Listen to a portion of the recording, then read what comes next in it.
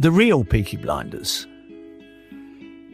is quite different from the television series, though I thought the television series was utterly wonderful. In reality, there was a gang known as the Peaky Blinders. But let's get rid of a few of the myths very early on. They didn't have razor blades sewn into the front of their caps. Yeah, I read that. Because, believe it or not, when the Peaky Blinders came into existence, almost certainly in 1890, the razor blade hadn't reached this country. The one you put into a little razor, it didn't get here till 1908.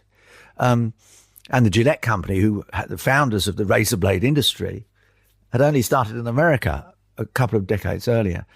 So that has always been a myth. It was a myth perpetuated by an English writer called John Douglas in a book in 1977 called A Walk Down Summer Lane.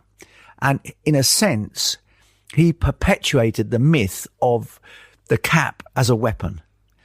It was certainly a means of disguise, because if you pulled it down far enough, people couldn't recognize your face. They could only see, the lower half of your face. So that was always a little bit of a myth. Oh, is that why it was called Peaky Blinders then? Because the peak, you couldn't see who they were. That's right. Rather than they were cutting people's eyes out. Absolutely. Blinder is a Birmingham term for someone who is well dressed and dapper. I mean, they are very well dressed. Yes, that is definitely the pin under the tie, the cap, the overcoat, waistcoat, suit, maybe a chain on the waistcoat.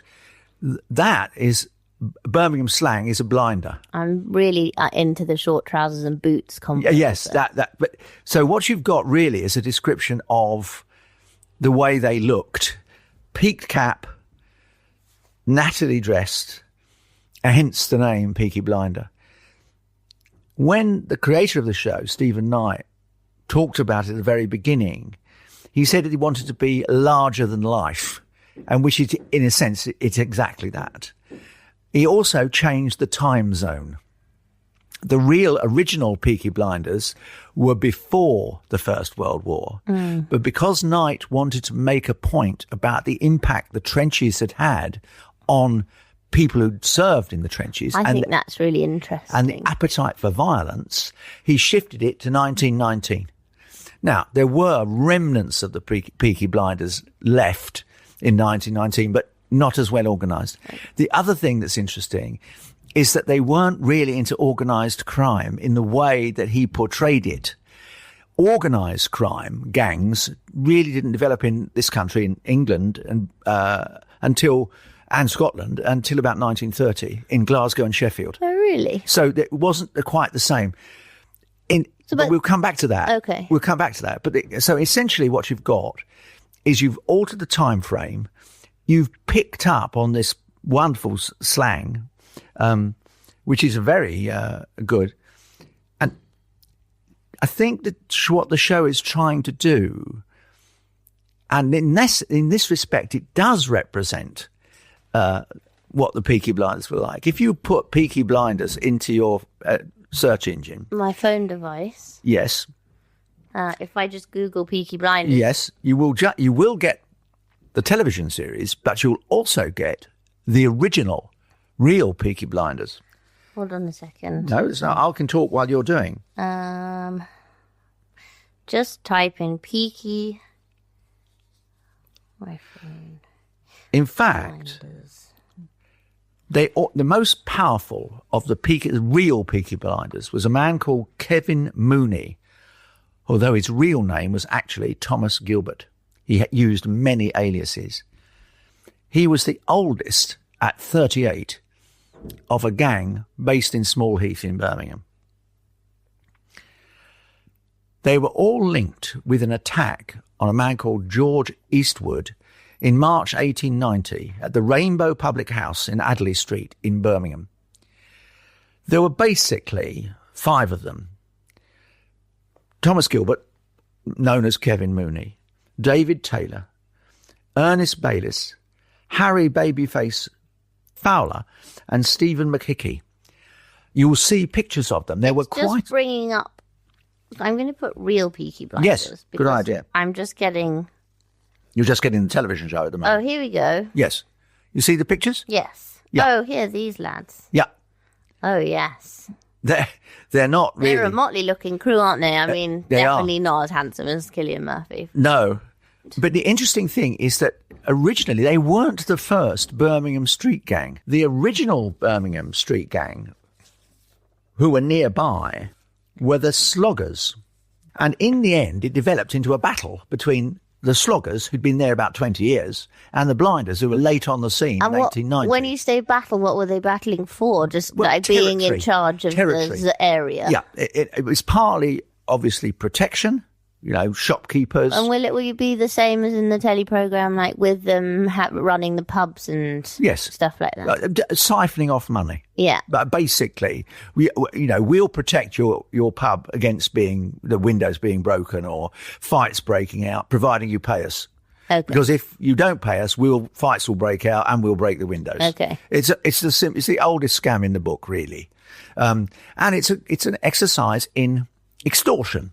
Let's not glamorize it at all. You're extorting people, and you're using violence to do it. But they weren't. If you contrast them with the Glasgow gangs, say post the Second World War, who resulted to open cutthroat razors, they were not as violent. They had a lot of fights, a lot of fisticuffs, but less. But not so much cutting. They did use knives on occasions. Well, imagine the scene. I mean, let's paint a little picture. You have cobbled streets, narrow alleys, gas lighting, and filth on the streets. You really have a very poor area of Birmingham, second biggest city in the country, in England.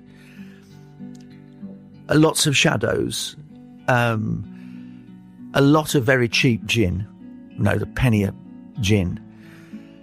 And people haven't got much to hang on to. You've got a lot of economic problems. Yes, of course, the Industrial Revolution has drawn people into the city, and so you've got lots of manufacturing. Birmingham Small Arms. My first ever bicycle was called a BSA, Birmingham Small Arms. The Industrial Revolution... There was a lot of industry there. Had drawn people into, and they were living in very close proximity to one another. Working in factories. Back-to-back houses. Yeah. Not a lot of money. A good deal, in fact, a great deal of effectively child poverty. And you had people who had an ambition, and I'm not glamorizing them for a moment, who had the ambition to get themselves out of the cycle of depression and deprived life that they found themselves in. Yeah, well, that seems fair enough, but they just used illegal and violent. Yes, but again, I would again, not putting them, I'm not seeking to glamorize them, but we aren't talking about people who resorted to guns or machetes or stabbing. Yes, occasionally they did use a knife, and occasionally they did things that were absolutely illegal. But so they didn't shoot people. They didn't have guns indiscriminately. No. Of course, there were rivalries. And did they do gambling rackets and stuff, or was that just in the telly programme? No, to some extent it was. Cillian Murphy's character, Tommy Shelby, did not exist. There was no Shelby brothers. No. There was, however, Billy Kimber, who... Did he run the racecourses then? Yes.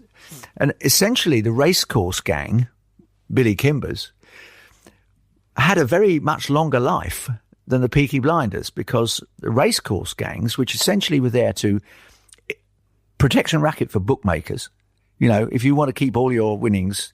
But weren't the bookmakers, weren't they sort of Kimber's bookmakers? Well, some were. Or were they under him, as it were? Some were, but not all were. Oh, okay. So the ones that weren't were encouraged to join, if you like, his group, his affiliation, because that way you could be sure your proceeds weren't going to be stolen on the way up when you were leaving the course, because we were talking about big bags of money, They're just carrying loads of cash around. Pound notes. And in those days, there was no ATM. You carried your takings with you in a big bag.